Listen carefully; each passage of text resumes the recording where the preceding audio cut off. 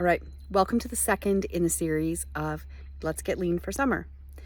In the first video, I talked about booking your time to truly take a break this summer, to do the things that you love and to step away and to create a plan around your time off. How available are you going to be? Is there a certain time of day that you're willing to check in, to look at emails or book client calls? How long are you going to be off, and what does that look like? And sometimes we just needed to justify that a little and acknowledge that if we were being paid by someone else, if we were in a job, that we would likely have some really good benefits and be paid for our time over the summer. So we want to make sure that we're having that benefit even when we work for ourselves. Today, I want to add to that in talking about the summer rhythm. Now, inevitably, if you are in a service-based business, you have clients that will cancel last minute. You will have more no-show appointments. There will be times in the summer where things just are unexpectedly canceled. I call this preparing for the expected unexpected, meaning we know something's going to happen, like a cancellation or a no-show, but we might not know when, we might not know how. Plan for it.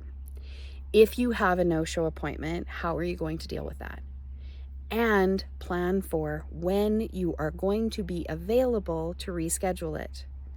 What I often see with service-based small business owners is that when clients have to cancel last minute and they ask for us to rebook, we tend to drift into our own time away, our own holidays, our own days off, and then we tend to book appointments over top of that. So you end up with sometimes a really scattered schedule where you have a client kind of here and there instead of being able to kind of niche it down. So planning for this might mean that you allow one appointment in every day to deal with that flexibility that your clients are going to need, but you're planning for it ahead of time. And it sounds strange, and you would think that by squeezing it, you would end up having less availability. But what I have found year over year over year is that one client will move, the other client will slide into their spot.